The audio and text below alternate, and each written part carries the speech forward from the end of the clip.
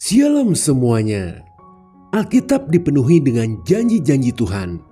Beberapa tertulis dengan jelas, sementara yang lain terselubung dalam konteks yang jarang dipahami. Tak heran, banyak dari kita tanpa sadar melewatkannya.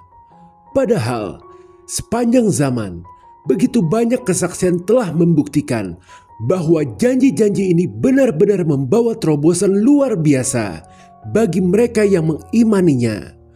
Maka di video ini, kita akan mengungkapkan 5 janji tersembunyi di Alkitab yang membawa terobosan mengejutkan.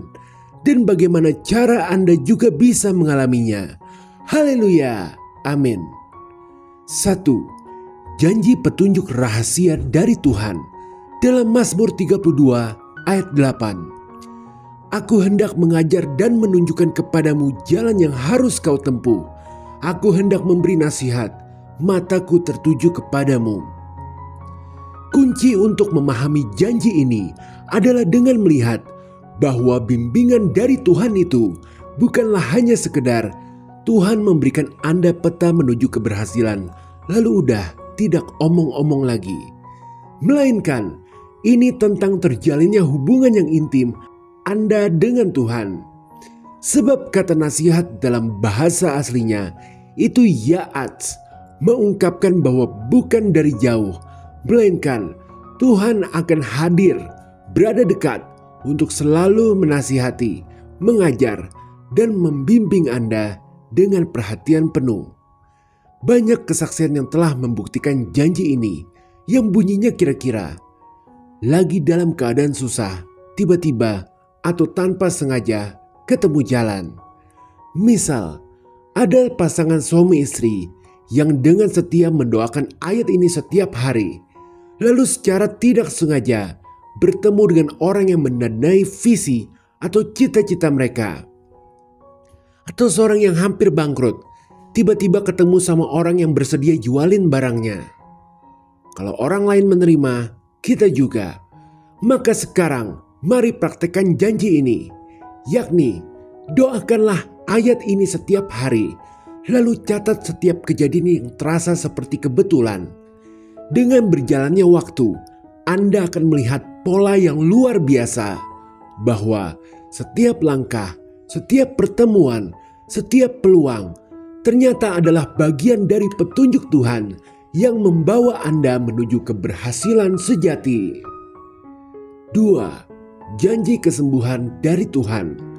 Dalam Keluaran 15 ayat 26. Firman-Nya, jika kamu sungguh-sungguh mendengarkan suara Tuhan Allahmu dan melakukan apa yang benar di matanya dan memasang telingamu kepada perintah-perintahnya dan tetap mengikuti segala ketetapannya, maka aku tidak akan menimpakan kepadamu penyakit manapun yang telah kutimpakan kepada orang Mesir, sebab aku Tuhanlah yang menyembuhkan engkau. Kunci untuk memahami janji ini adalah menyadari bahwa Tuhan mengucapkannya sebelum memberikan 10 perintah Allah. Ini menunjukkan bahwa ada hubungan erat antara kesembuhan dan ketaatan. Ya, dalam ayat ini Tuhan menyatakan namanya sebagai Yehova Rafa, yang berarti Tuhan penyembuhku, menegaskan bahwa Dia berkuasa untuk menyembuhkan segala sakit penyakit, dan juga memberitahukan kita bahwa hidup yang sesuai dengan standar kerajaan surga memiliki dampak langsung terhadap kesehatan. Jadi kesembuhan atau kesehatan bukan hanya soal iman semata. Banyak kesaksian yang telah membuktikan janji ini yang bunyinya kira-kira penyakit sembuh secara ajaib setelah memutuskan untuk bertobat dan mendekat kepada Tuhan. Misal seorang pria yang menderita sakit sejak lama kemudian bertobat dari segala kepahitan. Dia mulai mengampuni kesalahan orang yang sangat melukainya di masa lalu. Tiba-tiba rasa sakitnya hilang setelah 6 bulan tanpa penjelasan medis. Sungguh ajaib. Kalau orang lain menerima, kita juga. Maka sekarang mari praktekkan janji ini, yakni selidiki dan periksa hidup kita. Apakah masih ada ketidaktaatan? Karena kesembuhan sering terjadi Setelah kita berkomitmen untuk hidup selaras dengan firman Tuhan, maka perbuatlah itu sebisa mungkin. Haleluya, amin. 3. Janji perlindungan ilahi. Dalam Amsal 18 ayat 10. Nama Tuhan adalah menara yang kuat, kesanalah orang benar berlari dan ia menjadi selamat. Kunci memahami janji ini adalah dengan memandang arti kata selamat dalam bahasa Ibrani, yakni sagab. Sagab memiliki arti berada di tempat yang tinggi, terlalu tinggi untuk dijangkau, atau berada di tempat yang terlalu tinggi untuk ditangkap. Jadi nama Tuhan bukan sekedar label, melainkan sebuah benteng besar yang dimana ketika kita ke sana, kita akan aman terlindungi, sebab tiada satupun malapetaka atau bencana yang sanggup menjangkau kita.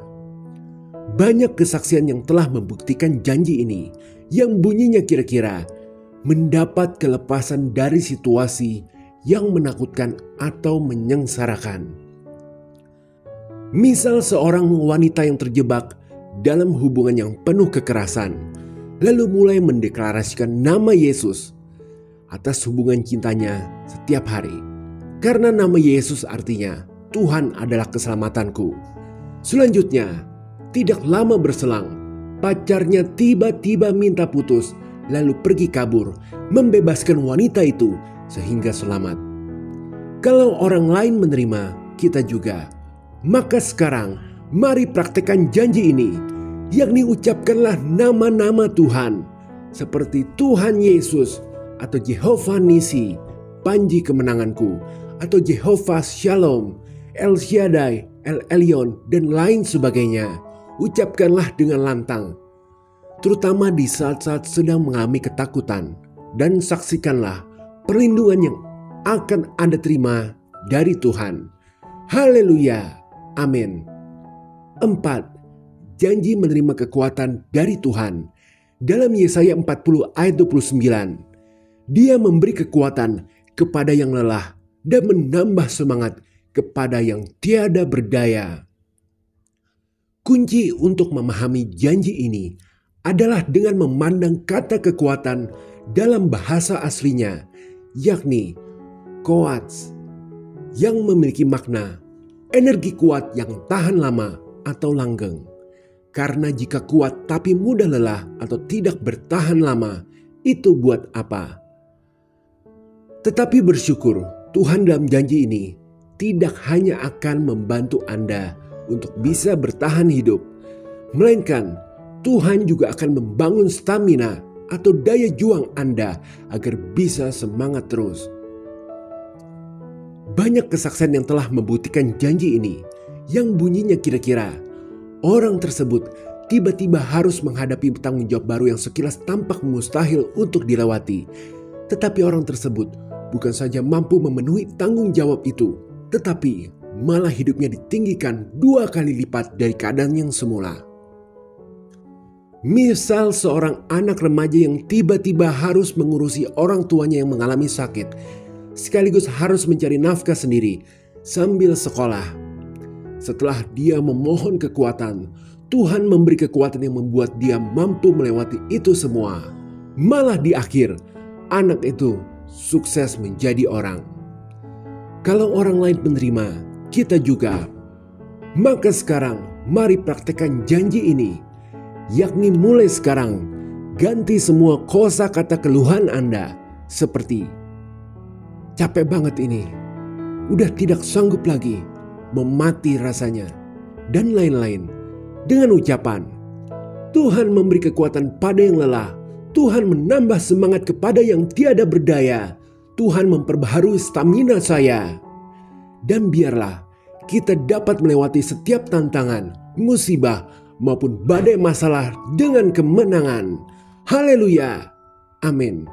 5. Janji penyediaan ilahi.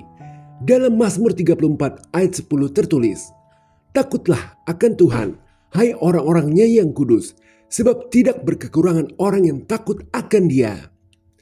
Kunci untuk memahami janji ini adalah menyadari bahwa kekurangan di sini artinya suatu sikap dari cara berpikir yang berfokus pada apa yang tidak kita miliki, alih-alih pada apa yang dimiliki.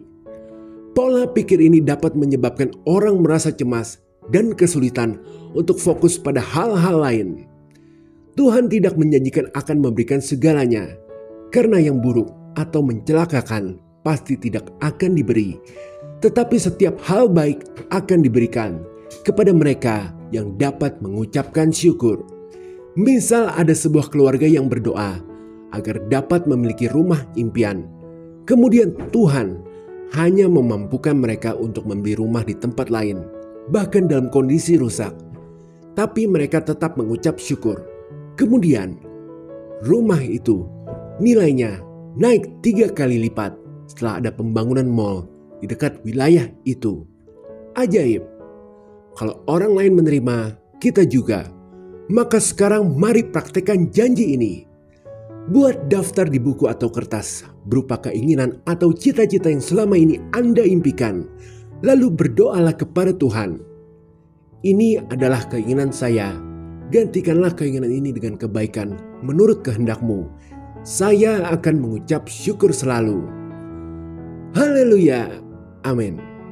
Sebagai pengingat, firman Tuhan bukanlah mantra atau sihir, melainkan adalah obat, seperti parasetamol yang hanya bekerja jika Anda mau menelannya. Itulah sebabnya setiap janji Tuhan hanya akan aktif jika Anda mau menemukannya, mempercayainya, dan yang terpenting, menerapkannya. Dengan kata lain, jika kita ingin melihat terobosan sering terjadi dalam hidup kita perlu terus membaca dan mempelajari Alkitab. Melawan segala keraguan dengan semangat dan taat. Hidup selaras dengan firman-Nya. Di mana pada dasarnya turunnya mujizat itu bukanlah sebuah keberuntungan semata, melainkan itu diklaim oleh orang-orang yang memperlakukan janji itu layaknya kontrak perjanjian dengan Yang Maha Kudus. Di mana dalam Bilangan 23:19, Allah bukanlah manusia sehingga ia berdusta, bukan anak manusia sehingga ia menyesal. Masakan ia berfirman dan tidak melakukannya, atau berbicara dan tidak menepatinya? Jika Tuhan sudah mengatakan, maka Dia akan melakukan. Jadi ini saatnya kita membuktikannya. Jangan biarkan janji-janji ini tetap tersembunyi di dalam hidup kita. Doakan, nyatakan, dan lakukan. Sebab terobosan mengejutkan yang kita dambakan pasti akan terjadi. Haleluya. Amin. Jika berkenan berikan like, share, subscribe, serta komen. Tuhan Yesus memberkati.